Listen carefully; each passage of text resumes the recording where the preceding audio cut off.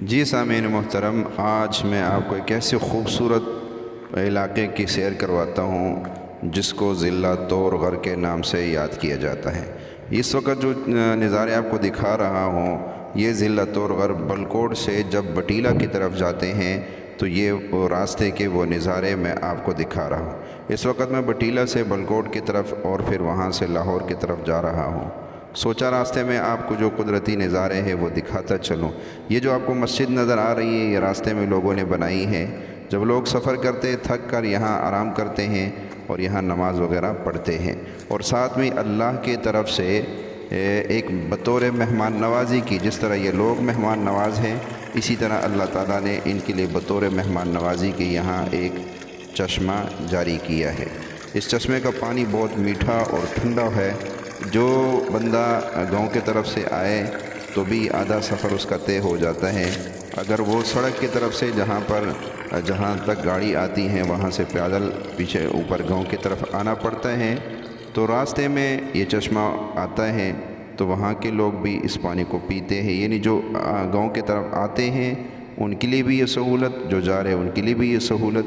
اس پانی کو پی کر یہ لوگ صحت مند ہیں اور یہ بہت بہترین پانی ہے۔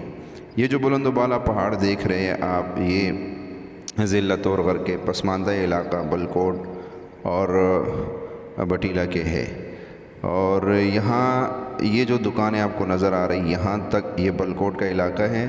یہاں تک سڑک کی سہولت موجود ہے اور اس سے اوپر پھر بٹیلہ کی طرف جاتے ہوئے پیدل جانا پڑتا ہے۔ تو یہ آدھا سفر میں طے کر کے آیا ہوں اور آدھا بھی مجھے آگے کرنا ہے۔ یہاں پر کوئی بیمار ہو جائے تو اس کو اس سڑک تک لانا بہت مشکل ہوتا ہے۔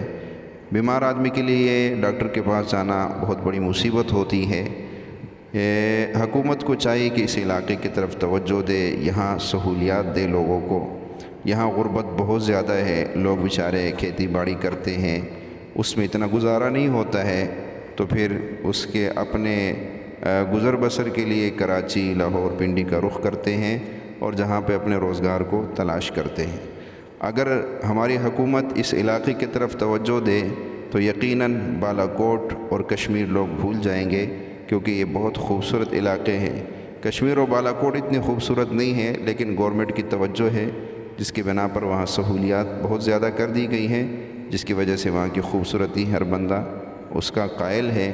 لیکن اگر ہماری گورنمنٹ ضلع طور غر کی طرف توجہ دے تو انشاءاللہ طور غر جو ہے بہت خوبصورت علاقہ ہے، اور یہاں پر اگر لوگوں کو مکئی اور گندم کی فصل سے نکال کر اور ان کو پھل اور میوے کی فصل پر لگایا جائے تو یہ علاقہ بہت زرخیز ہے۔ یہاں آڑو، سیب، بادام، خرمانی اور انار، انگور یہ بہت بکثرت پیدا ہو سکتے ہیں۔ یہاں یہ چیزیں بہت زیادہ پیدا ہوگی اگر لوگ اس چیز پہ توجہ دے اور گورنمنٹ ان لوگوں کا خیال کرے۔ یہ تھا ہمارا علاقہ ضلع طور غر کے بلند و بالا پہاڑ، جو آپ کو میں مختصر دکھا سکا اس ویڈیو میں۔